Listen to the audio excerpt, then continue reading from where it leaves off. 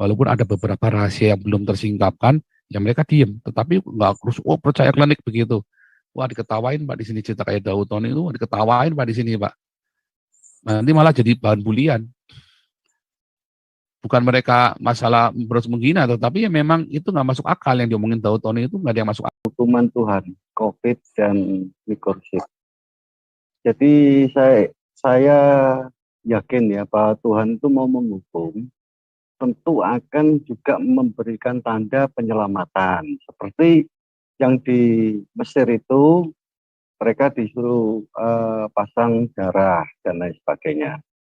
Kenapa kaitannya kok begini? Sebab seperti contohnya Gilbert lagi, adiknya kakaknya Pak Paul ya, Pastor Paul. Itu Daud Tony kan bilang bahwa nanti 3 bulan ini malaikat Tuhan itu akan menghabisi atau menyisir dari Jawa, khususnya mulai dari Jakarta sampai ke ujung. Itu yang diturunkan itu malaikat maut yang untuk membunuh dulu yang di Mesir. Itu katanya Daud Tony. Dan itu sempat viral. Jadi pengertian saya itu begini loh, Pastor. Kok kita ini ditakut-takuti terus? Nah, saya kebetulan punya Nabi 26. Saya ini juga mau tanya, biasanya Pastor, kalau Tuhan itu mau menghukum, itu pasti juga ada memberikan tanda lewat apa, lewat Nabi, untuk bagaimana caranya selamat. Bagaimana kita itu caranya selamat. Seperti contohnya kita doa, seperti Pak Amin minta jodoh, itu harus baca doa Maria berapa kali gitu. Amin lagi, amin. Kuda, mau beli Lamborghini itu harus doa, kan ada. Jadi istilahnya ada beberapa ayat atau doa yang memang memberikan mujizat lah. Mujizat bagi kita untuk penyelamatan. Nah ini bagaimana Pastor? Kok istilahnya saya yakin lah ini hukuman Tuhan, saya yakin karena dunia sudah kena. Nah untuk hal ini bagaimana Pastor? Maksudnya saya itu tidak cocok dengan pengajarannya Daud Tony ya. Saya nggak cocok karena saya nggak gini. Kalau bilang ini keluarga saya kan juga keluarga paranormal, itu nggak begitu kerjanya gitu loh, beda. Ya walaupun apa ya namanya ya, saya nggak mau bilang itu sesat nggak sesat, itu kan gini loh, Tuhan kan bicara kepada kita, memberi pemahaman sesuai apa yang kita pahami kan. Misalnya nih kita tukang beca, nggak mungkin dikasih bahasa yang tinggi-tinggi sama Tuhan kan, ya kan. Bahasa tukang beca ya bahasa tukang beca, bahasanya profesor juga bahasa profesor. Jadi Tuhan itu selalu memberikan pemahaman itu sesuai. Misalnya dia biasa klinik-klinik ya dikasihnya gambarannya seperti itu. Kalau orang yang biasa sains ya dikasih gambarannya sains. Kalau orang yang biasa main sihir-sihir kasih sihir-sihir. Kalau ibu rumah tangga ya bahasa ibu rumah tangga. Yang paling Tuhan akan bicara kepada kita dengan bahasa yang dipahami. Jadi saya nggak akan bilang Daud Tony itu sesat. Cuman yang saya bilang saya nggak setuju. Saya kurang suka dengan pengajaran itu karena isinya meden-meden talk gitu kan. Ya, tapi memang itu yang laku Pak. Itu yang laku Pak. Yang di Indonesia yang gitu-gitu yang laku masalahnya. Ya kan? Nah, tapi kalau itu di Eropa saya jamin nggak laku Pak. Daud Tony nggak laku Pak, saya jamin itu Pak. Sudah banyak yang begitu nggak laku Pak. Yang orang-orang di Eropa ya yang sains. Yang dengan bahasa akademis yang bisa mudah dipahami oleh cara berpikir manusia, karena tidak ada yang tidak bisa dipahami manusia di zaman sekarang ini. Sudah cukup banyak kosakata di dunia ini dan sudah cukup banyak sekali yang dilihat oleh manusia.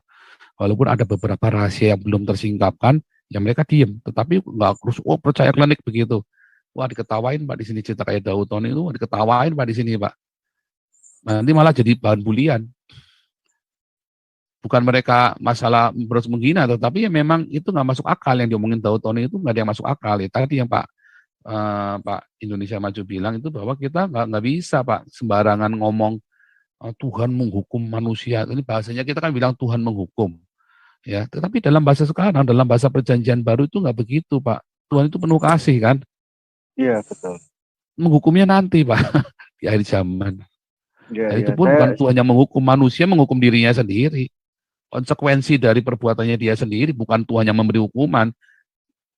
Ya kan, Ya, manusia kan disiksa oleh apa yang dia pikirkan hari ini, tersiksa oleh pikirannya sendiri kan. ya, Iya kan, ya. jiwanya dia, manusia disiksa oleh jiwanya dia sendiri, jiwanya nggak lepas.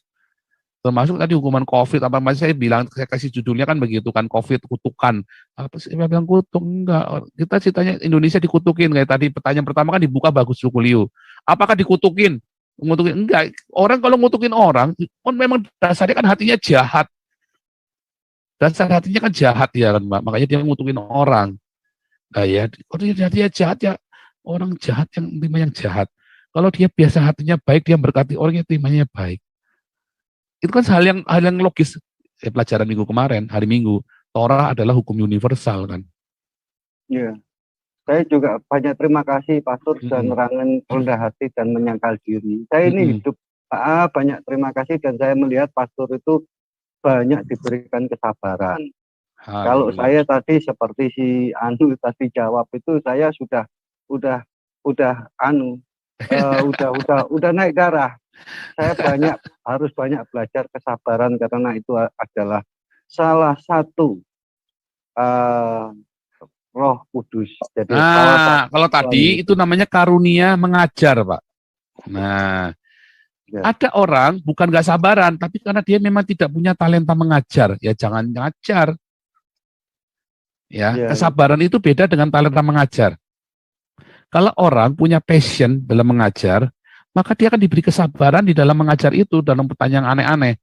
Tapi kalau orang tidak punya passion di sana, jangan memaksa diri ke sana.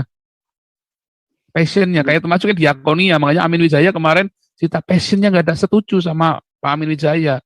Orang kalau nggak punya passion untuk bagi-bagi di lapang, passionnya dia masak, ya udah masak. Passionnya dia itu ngasih duit, ya udah ngasih duit.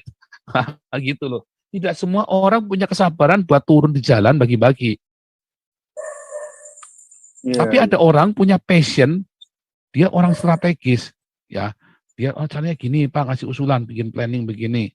Tapi masalahnya kita nggak lagi butuh orang begitu. Kita nggak butuh orang yang cuma ngomong doang. Kita butuh orang yang juga action. Kalau kamu tidak masak, kalau kamu tidak turun ke lapang, ya kamu kasih duit. Pak, saya cuma bisa doa doang, Pak. Ya jangan, enak aja loh. Masa duit 10.000 aja lu nggak punya, gila lu kan begitu kan? Oh, ya jangan dong.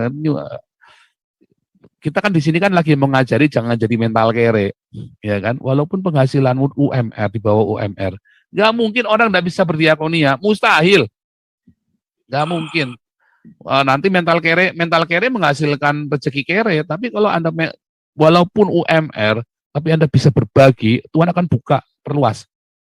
Kalau saya menggunakan bahasa orang kejawen ya, orang itu sudah ditakar hidupnya. Ya, saya jawab, tapi kamu bisa perluas takaran itu dengan bagaimana berdiakonia. Nanti Tuhan memperluas takaranmu. Amin. Kan begitu kan? Oh, itu saya jawab, kalau saya ketemu orang kejawen gitu, Pak. Orang kejawen bilang, orang itu hidup sudah ditakar rezekinya. Iya, tapi kalau dia bisa perluas takarannya dia dengan dia berdiakonia. Diperluas sama Tuhan takarannya. Tapi kalau dia nggak berdiakonia, ya Tuhan sudah nakar segitu. Nah, misalnya dia mau bahasa pakai itu ya. Nah, tapi saya nggak setuju dengan orang hidup sudah ditakar, itu saya nggak setuju ya. Nah, tetapi memang pada kenyataannya, kalau orang-orang yang hidup merasa sudah ditakar rezekinya segitu, berdiakonia, wah Tuhan perluas. Wah itu pengalaman pribadi ya. Nggak ada balung ireng gitu, kan itu mental kere tadi kan, balung ireng gitu. Ya, balung kiri. Dan salah satu saya sering mengingatkan bahwa kita ini lupa bahwa waktu kita dikasih oleh Tuhan itu gratis.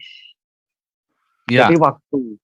Saya sering dia bilang, loh kamu takut COVID, sudahlah. Kamu diberi waktu hidup, waktu apa? Ayo bergerak untuk jalan Tuhan. Dan saya sampai hari ini juga masih gubrak-gubrak. Tadi siang itu saya dapat kupang 1. Memang dia otomatis mau, terus saya sambungkan langsung ke Pak Charles. Daerah untuk IT Kupang.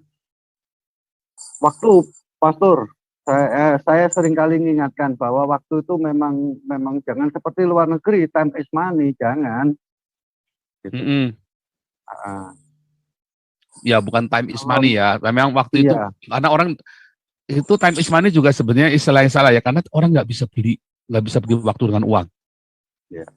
Wah, semua orang pengen, saya juga pengen bisa kembali ke masa lalu ya, memperbaiki kesalahan saya dan saya banyak nyakitin orang itu pengen saya kembali ke masa lalu, pengennya.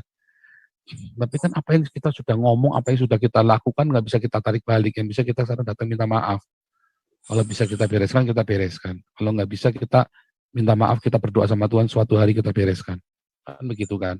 Entah gimana caranya Tuhan akan bantu kita untuk membereskan. Wah, banyak orang saya sakiti sampai hari ini masih ngutukin saya. Makanya tiap malam saya doanya apa? Dalam namanya batalkan semua kutuk, ciong, sumpah serapah, maki-makian orang. Karena saya dulu banyak yakin orang, makanya saya tiap malam itu nggak luput tuh saya doa, saya patahin semua itu kutukan-kutukannya orang sama saya. Saya juga tahu, saya juga sadar, saya juga banyak bikin salah. Makanya tiap malam saya doain anak-anak saya juga, tiap pagi sebelum keluar dari rumah, saya doain anak-anak saya, batalkan supaya jangan kesalahan bapakmu ini kamu nanggung. Jangan sampai anak saya nanggung kesalahan saya. Itu, wah itu penting. Nah itulah disitulah kita doa peperangan. Nah, jadi kita nggak membabi buta. Omongan tangkal dengan omongan, doa tangkal dengan doa. Tapi seberapa kuatnya imanmu menangkal semua kutukan-kutukan itu. Kalau kamu sama dengan Tuhan Yesus. Kan begitu kan? Kan kita ada backingannya Tuhan Yesus. Ada roh yang di belakang kita. Dan banyak orang ngutukin saya itu jahat sekali. Banyak orang ngutukin saya karena nggak bisa ngelawan saya. Misalnya apa ngutukin. Dan saya ngerti. Makanya saya doa supaya jangan sampai anak saya yang nanggung. Biar berhenti di saya. Tetapi saya pun sudah ditanggung oleh Tuhan Yesus.